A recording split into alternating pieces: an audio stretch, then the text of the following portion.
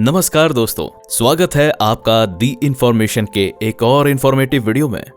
रोजमर्रा के जीवन में बहुत सी ऐसी चीजें हैं जिनका इस्तेमाल किए बिना हमारा दिन ना तो शुरू होता है और ना ही पूरा, लेकिन हम इन चीजों पर कभी ध्यान ही नहीं देते, जैसे घड़ी। दोस्तों, हमारे पल पल की जानकारी देने वाली ये घड़ी हमारे लिए कितनी ज्यादा महत्वपूर्ण है, ये बात आपको बताने की जरूरत नहीं। बॉस के साथ मीटिंग का टाइम हो या फिर मेट्रो ट्रेन के आने जाने का टाइम, बच्चों को टाइम पर स्कूल छोड़ना हो या फिर दादाजी को टाइम पर दवाई खिलाना, सोचिए अगर आज सिंपल से दिखने वाली ये घड़ी ना होती तो क्या ये सब कुछ मुमकिन हो पाता? जी बिल्कुल नहीं। लेकिन दोस्तों, क्या आपको पता है कि इतनी महत्वपूर्ण चीज कब बनी, कैसे बनी और आखिर बनाई किसने? चलिए हम बताते हैं। क्या कभी आपके मन में भी ये विचार आया कि घड़ी का आविष्कार होने से पहले इंसान अपने समय का पता कैसे लगाते होंगे? दोस्तों, सदियों पहले ऐसा जमाना नहीं था कि इंसान अपने एक एक पल की कीमत तय कर सकता। उस समय तो लोग सिर्फ खाते पीते और सोते थे, उन्हें कहां किसी भाग दौड़ से भरी जिंदगी की आदत थी। उस समय घड़ी के बिना वह अपने समय का अंदाजा सूरज के उगने और डूबने से लगाते होंगे और उसी हिसाब से अपने काम भी करते होंगे।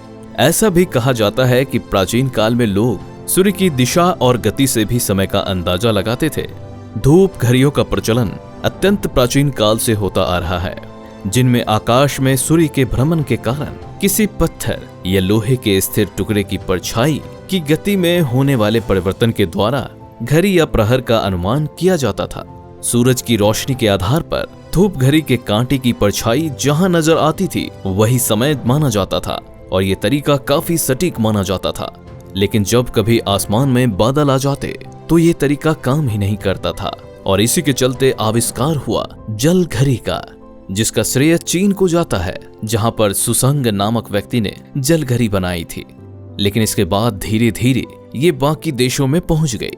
जल घड़ी में 2 बर्तन का उपयोग होता था, जिसमें से एक बर्तन में पानी भरा होता था और उसमें छेद करके रख दिया जाता था, जिसका थोड़ा थोड़ा पानी दूसरे बर्तन में गिरता रहता था और इस बर्तन में इकट्ठा हुए पानी की मात्रा से समय का अंदाजा लगाया जाता था।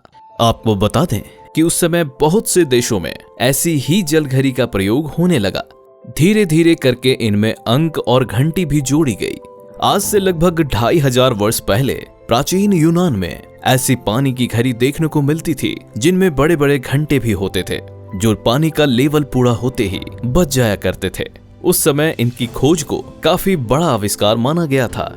इसके बाद 9वीं सदी में एल्फ्रेड ग्रेट ने मोमबत्ती से समय का पता लगाने की एक नई खोज करी, लेकिन इस बार भी इंसान को वो संतुष्टि नहीं मिली जो वो चाहता था और फिर एक एक करके घड़ी का आविष्कार होना शुरू हुआ, जिसमें पहले घड़ी में सिर्फ सुई हुआ करती थी। इसके बाद मिनट वाली सुई और फिर घंटे वाली सुई का आविष्कार हुआ।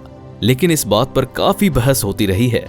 रिपोर्टर्स की माने तो सबसे पहले आधुनिक घड़ी पॉप सिल्वेस्टर द्वितीय ने बनाई थी। उन्होंने यांत्रिक घड़ी का आविष्कार किया था, जिसमें कई पहिए लगे होते थे। इन्हें इस तरीके से बनाया गया था कि इनकी गति एक जैसी ही रहती थी। हालांकि इस घड़ी में कई खामियां थी, जैसे कि इसमें मिनट या सेकेंड को पता लगाने का कोई भी रास्ता नहीं था। उसी दौरान हेनरी नामक एक व्यक्ति ने चक्री वाली घड़ी का आविष्कार किया था, लेकिन उस समय भी मिनट की सुई नहीं थी। आपको बता दें कि घड़ी की मिनट वाली सुई का आविष्कार वर्ष 1577 में स्विट्जरलैंड के जॉस बर्गी ने किया था।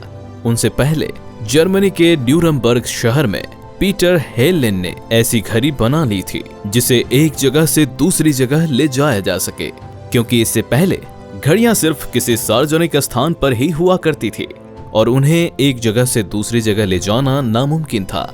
इसके अलावा बाकी घड़ी भी जो बनाई गई थी वो वजन में काफी भारी होती थी। जर्मनी इतिहासकारों के मुताबिक उन्हें ही छोटे पोर्टेबल पीतल की घड़ियों का जनक माना जाता है।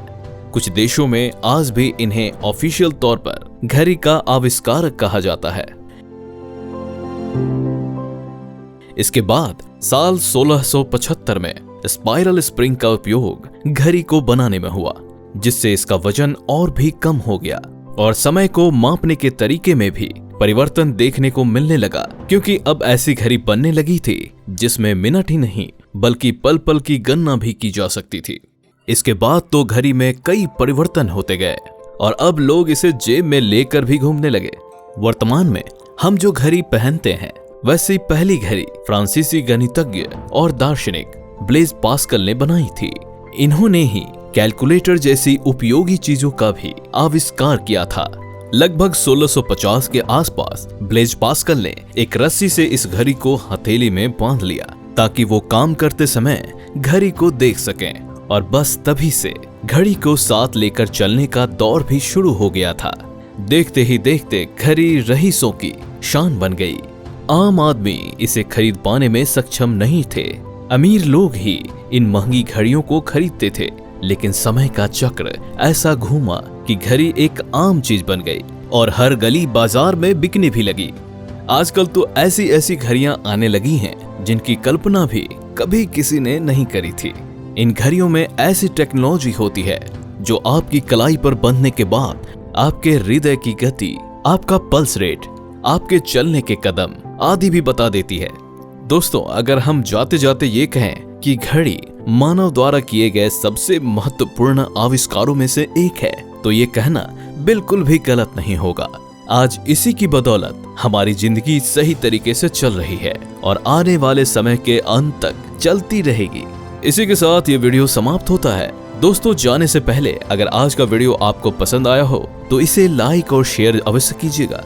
जय हिंद, वंदे मातरम।